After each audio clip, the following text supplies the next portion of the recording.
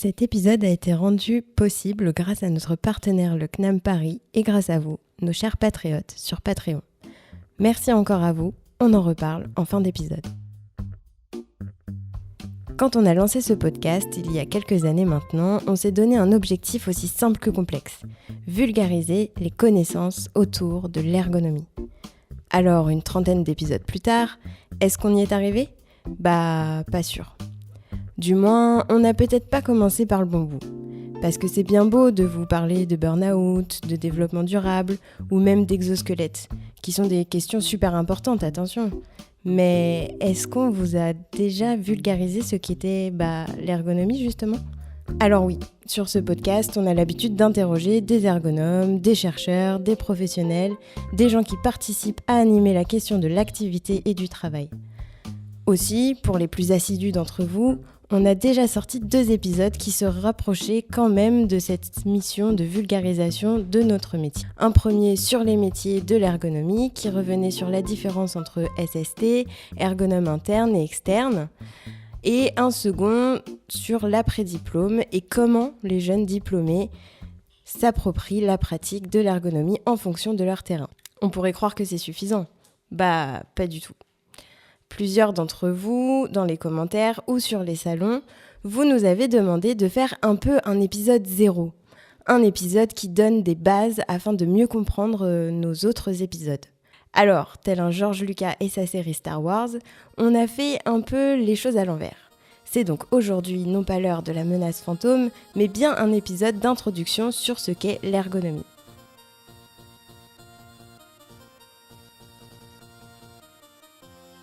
Mais comment faire ça ? On avait pas mal d'idées, mais une semblait plus séduisante que les autres. Afin de vous proposer une vision plurielle, on est allé toquer à la porte de 5 ergonomes d'entreprises et de secteurs différents. Ils sont ergonomes du produit, des FOH, des IHM et UX. Pardon Cassandre, mais j'ai pas tout compris. Charline, mais qu'est-ce que tu fais dans mon introduction ? Je ne suis pas ergonome et je suis déjà un peu larguée avec tous ces acronymes. Aucun problème Charline, tu sais quoi ? Tant qu'on est dans l'intro, toi et moi, et que le générique n'est pas encore parti, on a le temps. Attends, ça veut dire que là on peut faire tout ce qu'on veut ? Oui, dans la limite du raisonnable, mais oui, pourquoi ? Ça veut dire que si là je demande un petit historique de c'est quoi l'ergonomie sur une musique de jeu vidéo présentée par Bruce Willis, je peux demander ça ? Oui, mais bon, Bruce Willis, je pense pas qu'on ait le budget. Attends, j'appelle Eva.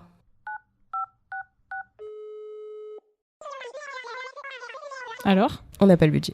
Ah, tant pis. Avant de parler pratique, ce serait bien de reparler de la manière dont l'ergonomie a émergé dans le monde. Hélène, tu nous fais un petit topo ? Ouais, avec plaisir. Bon, on va pas vous endormir avec plein de détails et on va faire quelques raccourcis. Pardon aux puristes, mais si vous voulez écouter un épisode sur l'histoire de la discipline, mettez un petit commentaire, sinon tu peux toujours consulter les documents en description. En fait, avant l'ergonomie, on regardait le travail par la seule question de la rentabilité. Au début du XXe siècle, les modèles de production dominants sont le taylorisme et le fordisme, dans lequel l'opérateur est un homme moyen, prévisible et malléable, une machine répétant inlassablement les mêmes gestes. Problème ? Tout le monde n'était pas forcément d'accord avec ces idées. Des recherches sont conduites sur les conséquences du travail sur la santé, et les premières réflexions sont initiées par des recherches sur les maladies professionnelles. Quelque part, ça y est, les premières graines de l'ergonomie sont semées. On commence à parler du travail. En revanche, le terme ergonomie n'est pas encore là. Même s'il apparaît au milieu du XIXe siècle en Pologne, il faut attendre 100 ans avant que le mot ne désigne l'étude interdisciplinaire des activités humaines pratiquées. Ah, ok. En fait, l'ergonomie, ça existe depuis peu. Ouais, la discipline est assez récente et plusieurs approches, qui s'intéressent à des composantes différentes et complémentaires du travail, coexistent. Tu veux une autre date marrante, Charline ? 1991. C'est à cette époque que les ergonomes popularisent les interventions dans les entreprises et dans les autres structures. Les ergonomes se sont positionnés de telle sorte à comprendre le travail pour le transformer, coordonné par François Guérin. Un épisode lui est d'ailleurs consacré dans la première saison. Je me souviens, oui. Tout est lié en fait. Et oui, voyons, rien n'est laissé au hasard sur Parlons peu, parlons ergo. Ce que je comprends surtout, c'est que l'ergonomie est née de différents courants. C'est donc pour ça que vous avez 5 invités sur cet épisode. L'ergonomie étant une discipline de terrain, il existe autant de champs d'intervention que de secteurs professionnels. Notre parti pris est assez simple. Selon nous, si l'ergonomie est une discipline de terrain, cela signifie qu'elle s'ancre dans la pratique. Et donc, pour comprendre l'ergonomie, il faut comprendre la pratique. On a choisi donc 5 invités parce que cela nous couvre un large spectre de l'ergonomie en France, même si évidemment ce n'est pas exhaustif. Cela permet d'avoir plusieurs points de vue sans se noyer dans le nombre de voix. C'est une façon de croiser les regards et de comprendre les points communs et les différences entre toutes ces pratiques. Notre rôle va donc être d'articuler leurs pensées et ainsi essayer de répondre à cette question finale. Qu'est-ce que l'ergonomie ? Ok, bon, je me sens prête à attaquer cet épisode. Mais je vais rester, au cas où si j'ai d'autres questions. Parfait, installe-toi. Et c'est donc parti pour cet épisode présenté par Hélène Gomez et Cassandre Dubost. Et Charline Bruchet, qui vient découvrir en même temps que vous l'ergonomie. On espère que grâce à cet épisode, ces métiers d'ergonome seront plus clairs pour vous et pour Charline. Je l'espère aussi.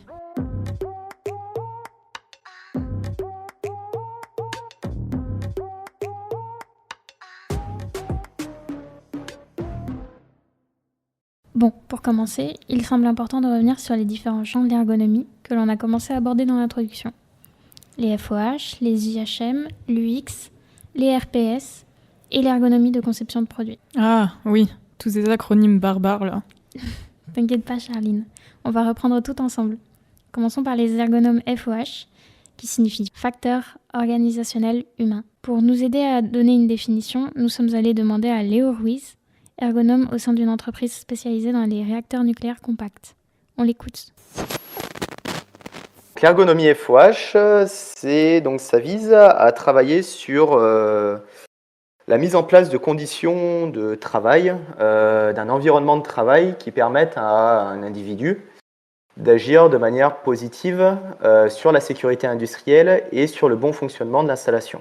Mais le but, c'est vraiment d'analyser l'activité d'opérateurs qui vont travailler dans des secteurs à haut risque, donc sur des procédés qui présentent des risques importants, dont on fait partie notamment le nucléaire. Mais après, on peut citer le secteur aéronautique, l'automobile, le ferroviaire, la pétrochimie. Donc il y a tout un tas de secteurs qui sont concernés par les facteurs organisationnels et humains. En fait, on peut parler de spécialistes des FOH car ce que désignent les facteurs organisationnels et humains, ce sont des facteurs ayant une influence sur la performance humaine, comme la structure, les équipes, la communication, la gestion du stress, la culture d'entreprise, la répartition des tâches, etc. J'ai un peu de mal à voir comment un ergonome peut intervenir dans un secteur aussi sensible qu'une centrale nucléaire. Ok, prenons un exemple. Imaginons qu'un ergonome soit appelé pour modifier l'organisation des procédures en cas de situation d'urgence, par exemple lors d'un incident technique sur un réacteur. L'ergonome va se rendre en salle de contrôle pour analyser comment les procédures actuelles sont mises en place réellement par les opérateurs. Par exemple, comment les opérateurs se coordonnent-ils ? Comment prennent-ils les décisions lorsque les temps sont restreints ou bien lorsqu'ils n'ont pas toutes les informations ? L'ergonome va chercher à comprendre comment les opérateurs réagissent en situation normale et comment cela varie lors des situations de crise, tout ça dans le but de concevoir des procédures qui donnent la ressource pour gérer l'imprévu sans commettre d'erreurs. S'intéresser au FOH, c'est peut-être surtout chercher à comprendre pourquoi les travailleurs n'ont pas réussi comme prévu leur mission sans s'arrêter à des explications simplistes du type Ils sont pas des bons professionnels. ou Ils ont encore fait une bourde. En FOH, le travail désigne les activités humaines dans des systèmes à haut risque. Cela signifie que la performance humaine est analysée en tenant compte des conséquences potentielles qu'une erreur humaine pourrait avoir sur la sûreté d'une installation. L'ergonome cherche à garantir la sécurité et la performance. Rien à voir avec les IHM. Les HLM ? Pas loin, enfin. Si, méga loin en fait. IHM pour interface homme-machine. Pour nous expliquer ce que c'était, nous sommes allés questionner Jonathan Redet, qui lui aussi est... Ergonome ? Oui, joli. Mais c'est pas juste un ergonome. Là encore, on pourrait plutôt parler de spécialiste en interface homme-machine, c'est-à-dire tout ce qui permet à une personne d'utiliser et de contrôler une machine ou un appareil.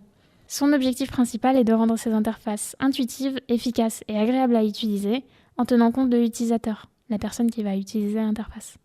Selon Jonathan, Comprendre l'expérience utilisateur permet de se projeter et d'anticiper les difficultés qui pourraient être rencontrées.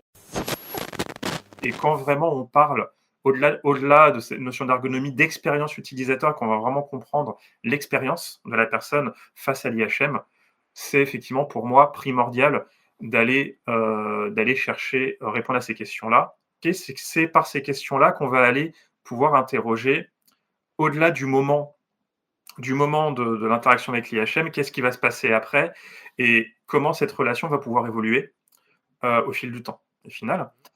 Et du coup, moi, souvent, j'interviens avec, bon, voilà, on a un projet, on en est là, on se pose des questions et on aimerait trouver, que vous alliez à la rencontre des bonnes personnes pour tout simplement leur poser nos questions avec la méthodologie qui est la bonne et nous permettre de comprendre finalement quelle est l'expérience de ces utilisateurs et, répondre à ces questions et pouvoir aussi nous émettre des recommandations finalement sur qu'est-ce qui va pas et quelles sont les perspectives d'évolution dans notre travail pour aller vers quelque chose de plus adapté. Transformer leurs problématiques en hypothèses, souvent passer par une évaluation experte de l'IHM, du produit, pour essayer de pouvoir quand même le comprendre, mais aussi pouvoir se projeter sur, anticiper les difficultés auxquelles vont pouvoir se confronter les utilisateurs. C'est aussi ça qui nous permet d'émettre des hypothèses. Et puis ensuite, on va pouvoir travailler sur la construction d'un protocole qui va vraiment détailler, opérationnaliser avec une trame qui va être commune et la même pour chacun des utilisateurs, utilisatrices qu'on va interviewer ou qui vont tester, par exemple, notre IHM. Donc un protocole qui est vraiment opérationnalisé, donc toute cette démarche de réponse aux hypothèses et d'identification aussi souvent des problèmes d'utilisabilité, notamment auxquels vont pouvoir être confrontés les utilisateurs, les utilisatrices. En gros, ce que nous explique Jonathan, c'est que l'ergonomie des IHM se concentre sur la conception des interfaces avec lesquelles les utilisateurs interagissent, comme les boutons, les menus, les écrans, etc. L'objectif principal est de rendre ces interfaces fonctionnelles, faciles à utiliser, en se basant sur plusieurs aspects: les besoins, les attentes et les comportements des utilisateurs. Ces questions d'usabilité et d'accessibilité, ça correspond au fait de faciliter l'usage et la prise en main de l'utilisateur. Les interfaces homme-machine doivent donc être conçues pour être utilisables par le plus grand nombre. Prenons l'exemple de Benjamin, notre fidèle contributeur sur Patreon. Tu savais, Charline, qu'il était pilote de ligne ? Je savais même pas que Benjamin existait. Benjamin, en tant que pilote, a eu la chance de bosser avec un ergonomie HM. Ensemble, ils ont pu définir, suivant plusieurs scénarios, où placer les différents dispositifs dans le cockpit afin que Benjamin puisse effectuer son activité avec le plus de fluidité possible. Ainsi, l'IHM s'intéresse à tout ce qui concerne le cockpit. Ok, donc les IHM, c'est finalement une pratique qui cherche à créer des interfaces qui améliorent l'interaction entre les humains et les machines en rendant ces interactions plus naturelles, efficaces et satisfaisantes. Exactement. Un ergonome spécialisé dans les IHM va essayer de comprendre l'interaction entre le travailleur et les interfaces qu'il doit utiliser pour réaliser certaines de ses tâches. L'analyse de l'activité pour l'ergonomie des IHM consisterait donc à comprendre le travail afin d'améliorer la santé et la performance. Donc, on a vu l'ergonomie FOH et IHM. Et si je lis notre conducteur, je vois qu'on arrive à un truc que je connais. Mais j'ai une question justement. C'est quoi la différence entre l'ergonomie des IHM et l'UX ? Parce que je sais que l'UX, ça veut dire expérience utilisateur. Donc, on dirait que c'est la même chose, non ? Alors, c'est une très bonne question. Oui, c'est vrai qu'on pourrait dire que les IHM et l'UX sont deux champs similaires, mais ils sont quand même distincts. Je te laisse d'abord écouter la réponse que Yanis Mendy nous a donnée. Alors, l'UX, en fait, pour moi, c'est donc UX qui est donc la user experience. Et pour moi, c'est globalement se baser sur l'expérience utilisateur à travers la création d'un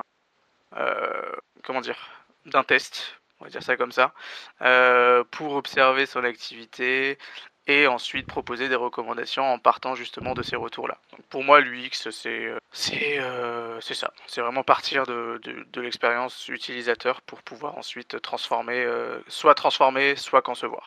L'UX, expérience utilisateur, englobe l'ensemble de l'expérience d'un utilisateur lorsqu'il interagit avec un produit ou un service.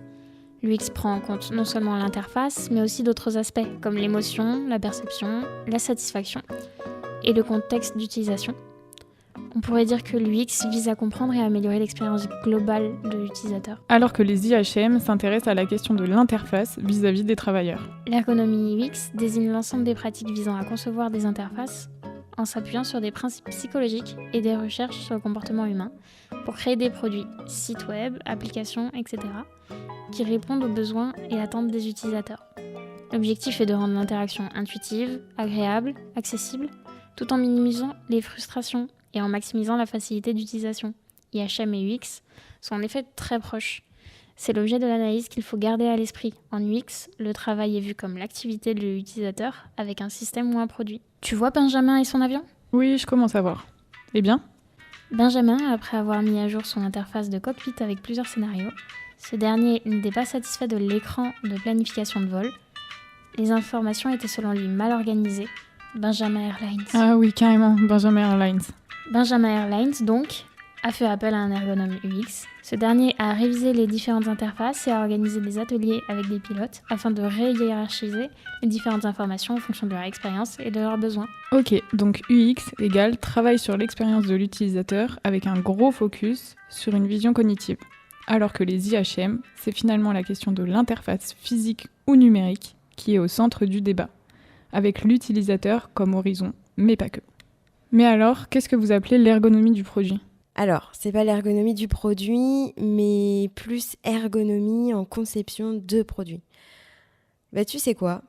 Ça tombe bien, parce que là encore, on est allé demander à un ergonome qui travaille chez Decathlon en quoi consistait son métier et quel était son rôle. Je te laisse écouter Corentin de Ribreux.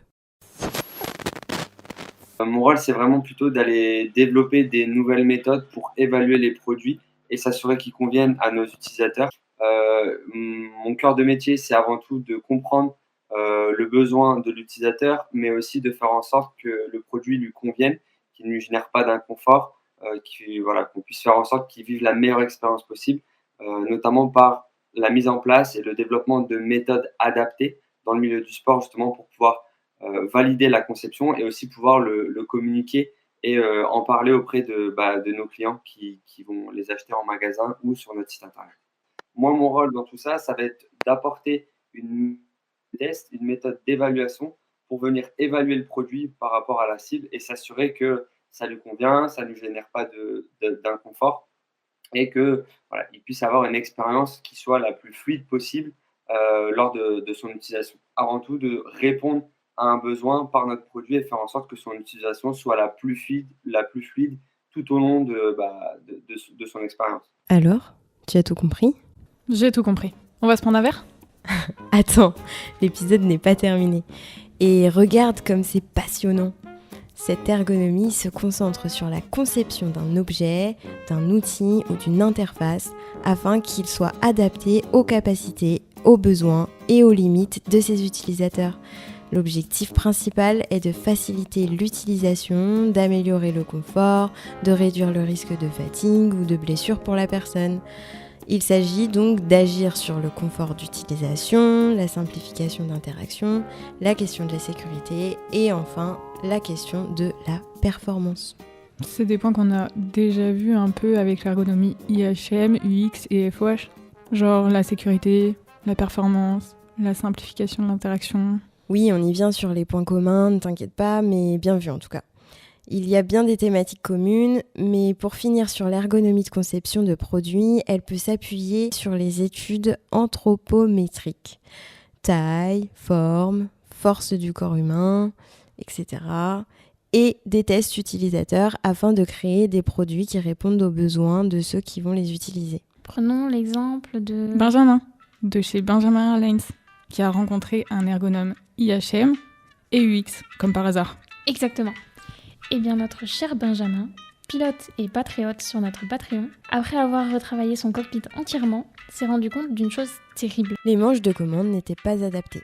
Ni pour lui, ni pour son copilote. Il fallait donc faire appel à un ergonome de conception produit Et grâce à sa méthodologie, ce dernier a intégré la variabilité des boutons nécessaires au pilotage et les besoins de proximité de certaines commandes pour faciliter la pression et l'accès, afin que tous et toutes puissent utiliser les manches de commande avec la plus grande facilité.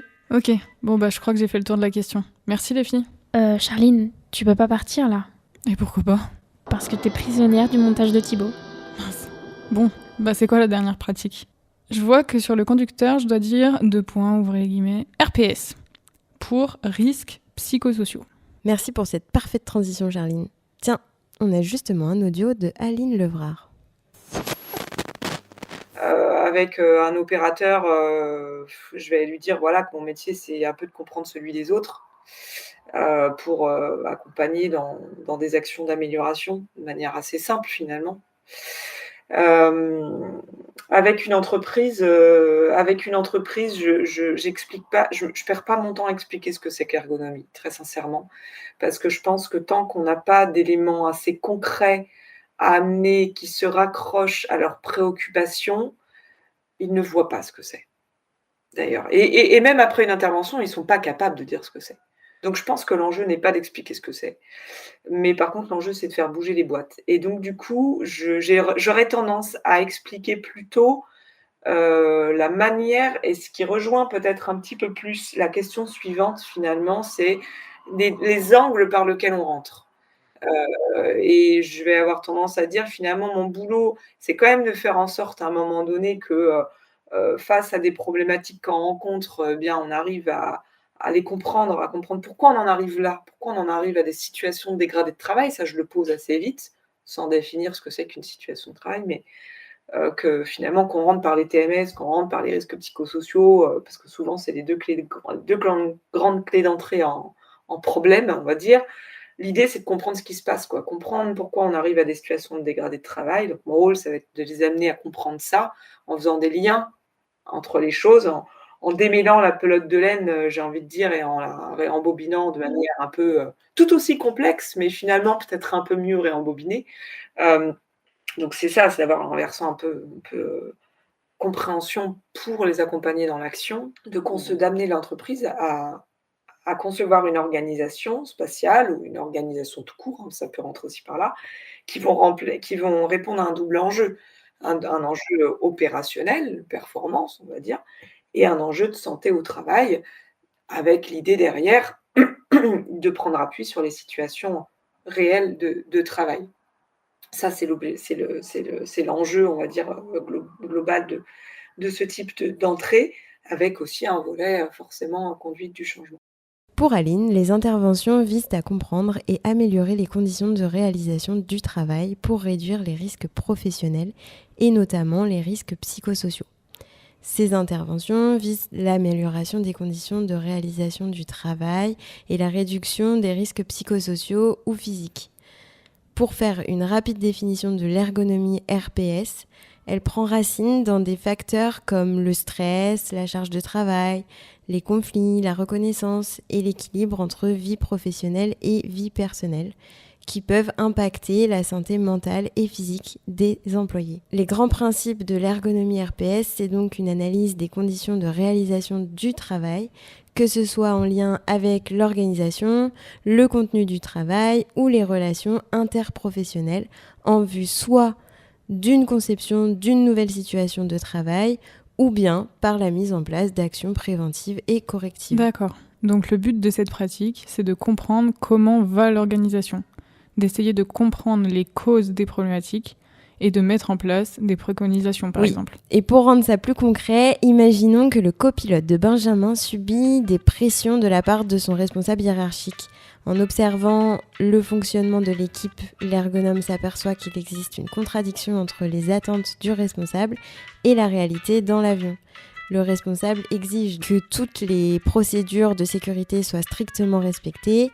Cependant, dans la réalité, il y a des situations où Benjamin et son copilote doivent faire preuve de flexibilité, par exemple, comme lors de turbulences sévères qui ne correspondent pas aux procédures. Si les règles sont trop rigides, cela peut mettre en danger le vol. Et si le responsable reste intransigeant, cela peut créer des tensions. Un ergonome pourrait aider donc à faciliter le dialogue entre le copilote et son responsable et à ajuster les procédures pour donner plus de ressources à Benjamin et son copilote. Et comme tu l'as dit tout à l'heure, malgré ces différences de pratique, on retrouve de fortes similarités sur des concepts forts. En RPS, le travail et l'activité humaine dans des environnements professionnels, souvent contraints, cherchant à réduire les risques et à améliorer les conditions. Ok, mais si toute pratique est différente, pourquoi c'est de l'ergonomie ?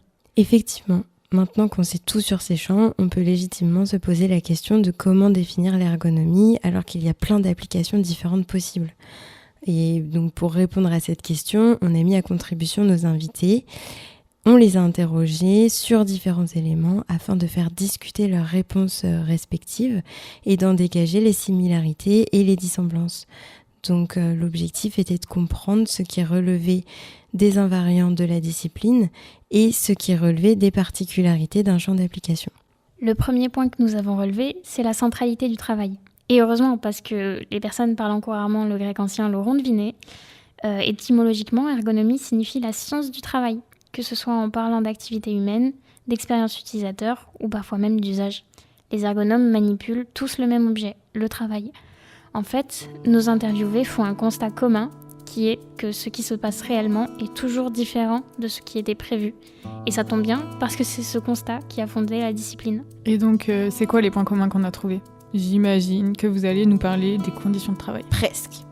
En partant du fameux constat dont nous a parlé Hélène, celui qui dit qu'il y a une différence entre le prévu et le réel, en ergonomie, on va plutôt s'intéresser aux conditions de réalisation du travail. En fait, dans la réalisation de leur travail, les personnes doivent composer avec des aléas, des imprévus et parfois des manques de ressources. Donc, elles créent elles-mêmes les conditions pour que le travail puisse effectivement se réaliser en contournant ou en ajustant ce qui est prévu. En soi, Charline, ça fait partie de l'essence de l'ergonomie que d'améliorer les conditions de réalisation du travail en prenant toujours en compte la question de la performance.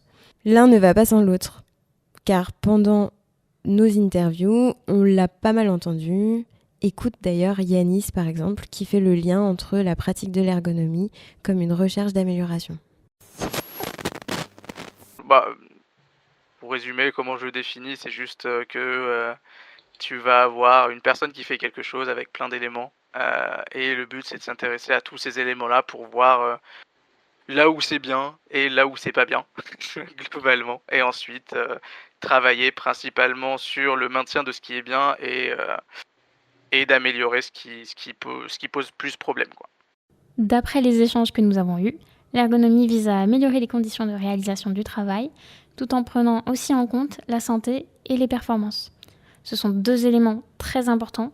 Dans tous les cas, il s'agit d'adapter les systèmes et les environnements à l'humain, et non l'inverse. Il n'y a pas que les questions de conditions de réalisation du travail qui ont animé communément tous nos invités. En fait, on retrouve aussi la question de la méthodologie, par exemple. Bien que chacun, chacune ont une pratique différente, ces pratiques sont portées par une méthodologie scientifique, une posture, des outils, le tout vers un élan de co-construction.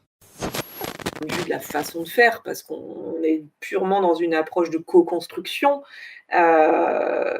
et du coup de co-construction sur des questions très complexes en fait.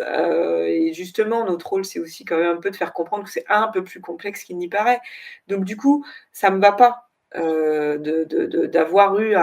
d'avoir été perçu comme quelqu'un qui a fait un diagnostic, a tiré des conclusions, a imposé une décision qui méritait vraiment qu'on l'instruise un peu plus et qu'on trouve un compromis et qu'on co-construise un compromis.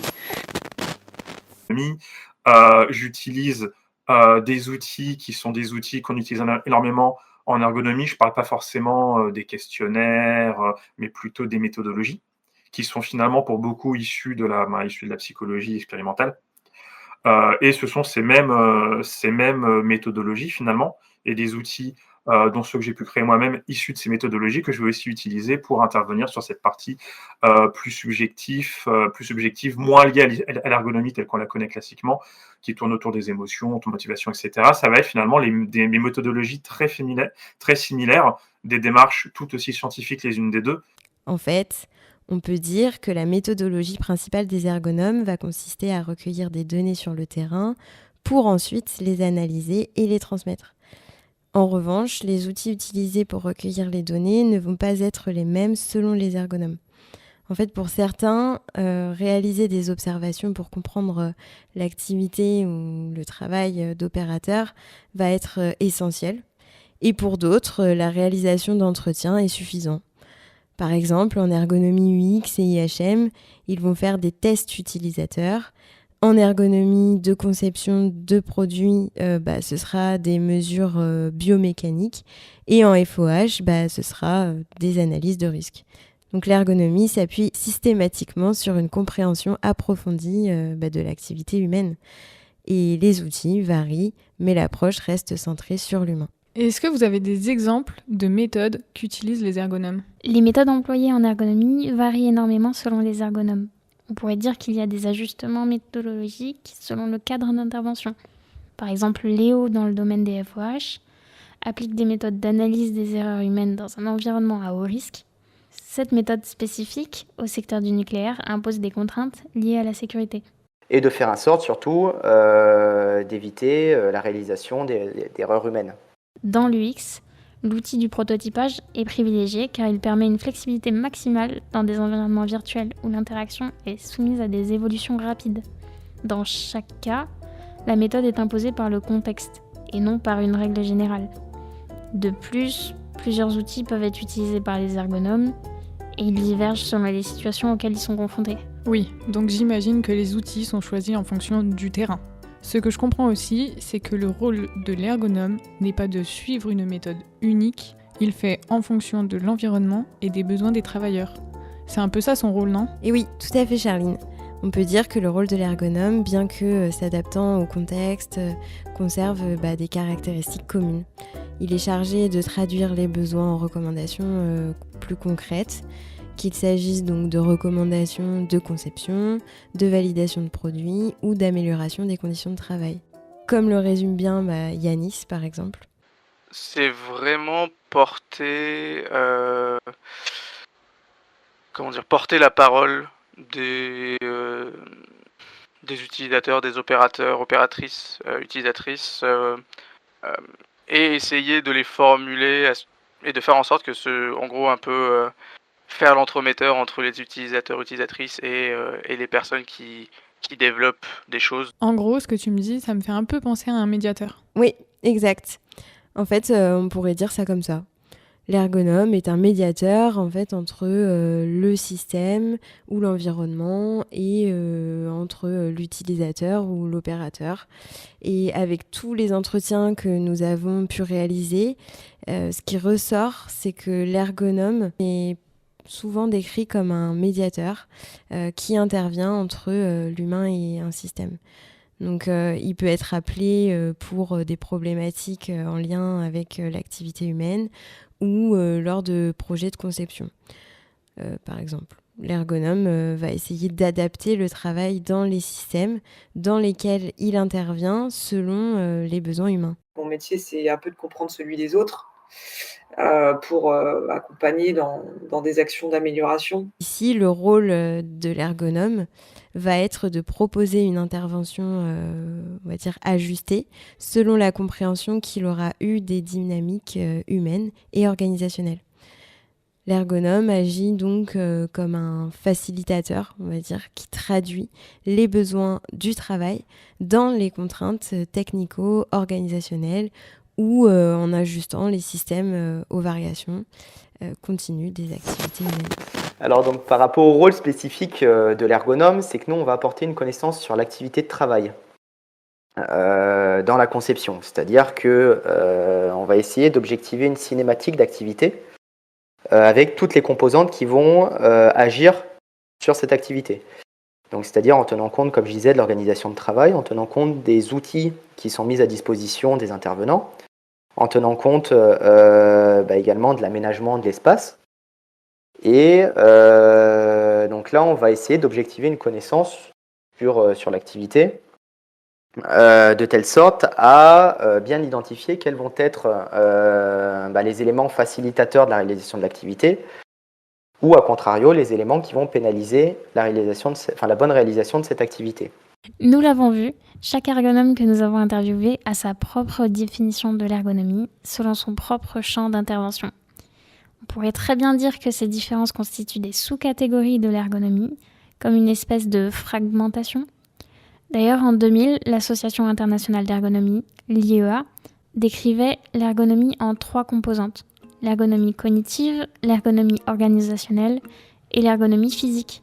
Sauf que cela supposerait qu'il est possible de découper le travail selon ces approches, ce qui est techniquement impossible. Mais ces différences peuvent aussi s'interpréter comme la conséquence nécessaire d'un ajustement constant des ergonomes aux situations étudiées, ce qui a plus de sens puisque le travail réalisé est toujours différent selon les situations. En gros, pour résumer ce que tu dis, toutes ces différences, c'est ce qui constitue l'ergonomie finalement. Oui, en gros, ce qu'on peut dire à partir de nos analyses, c'est que l'ergonomie n'est pas une science figée, dans le sens où c'est une pratique située, donc qui s'adapte selon les situations.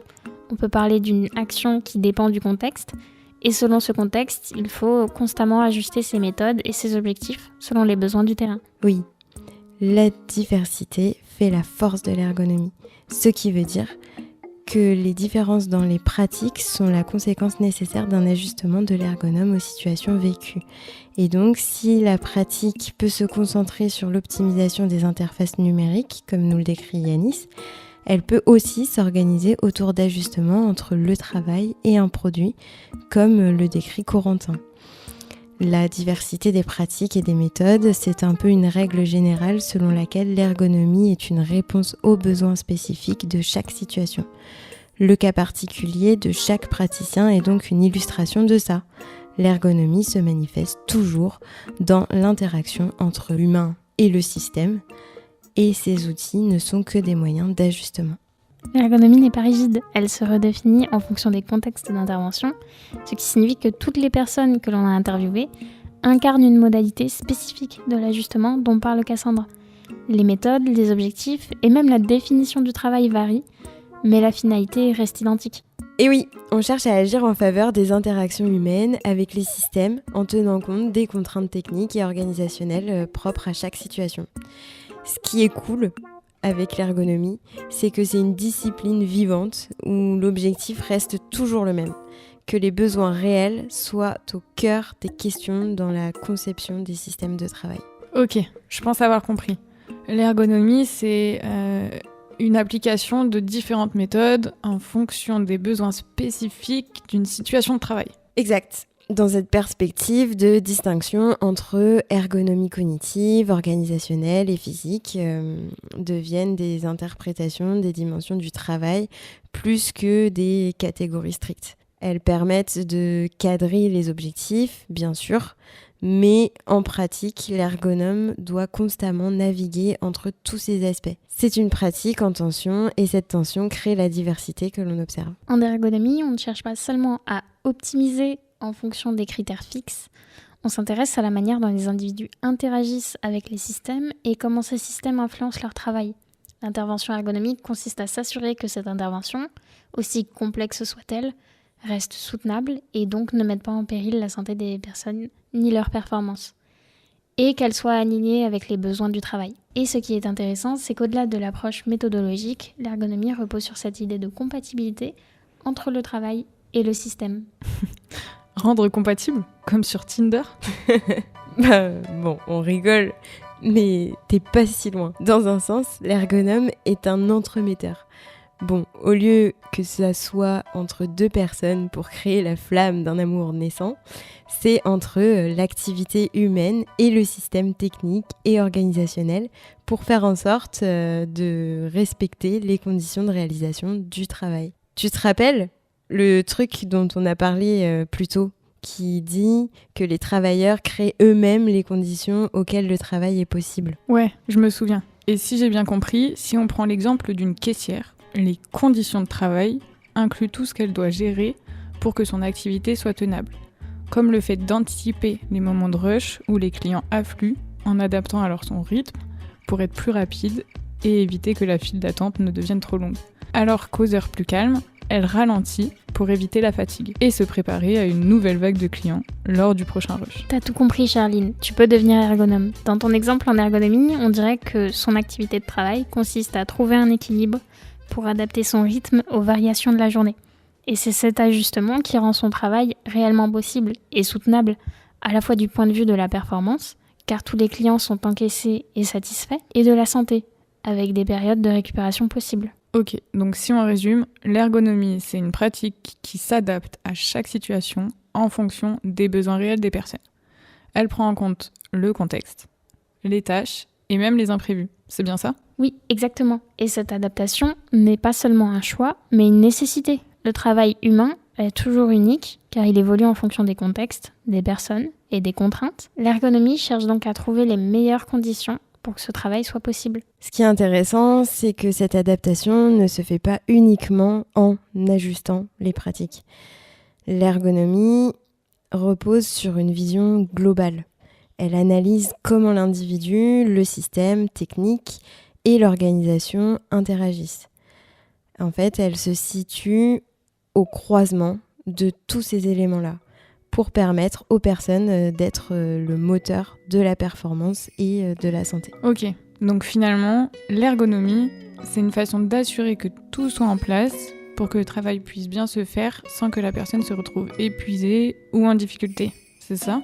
En quelque sorte, on pourrait définir l'ergonomie comme une science appliquée qui vise à concevoir des environnements, des outils et des organisations de travail compatibles avec les capacités, les limites et les besoins du travail. C'est une discipline qui cherche l'adéquation entre l'homme et son activité en prenant en compte tout un tas de caractéristiques.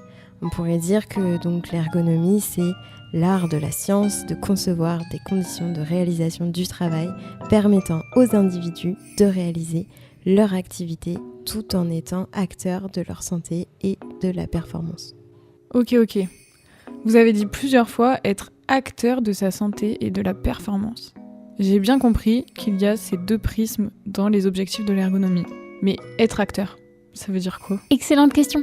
Quand on parle d'ergonomie, la santé n'est pas seulement définie par l'absence de maladie ou de blessure. L'idée d'être acteur, c'est vraiment plus large. Ça signifie développer des capacités pour faire face aux exigences du travail, mais aussi pour gérer et récupérer après un moment de difficulté. On n'est pas dans une vision hygiéniste de la santé où le but serait simplement de ne pas tomber malade. En fait, en ergonomie, la santé est vue comme une dynamique qui inclut la possibilité de tomber, mais surtout celle de se relever. C'est une vision développementale, la capacité à rebondir face aux défis, à tirer des apprentissages des situations difficiles et même à s'améliorer au fil du temps. Donc, être acteur de sa santé, ce serait un peu comme apprendre à naviguer malgré les tempêtes. Exactement.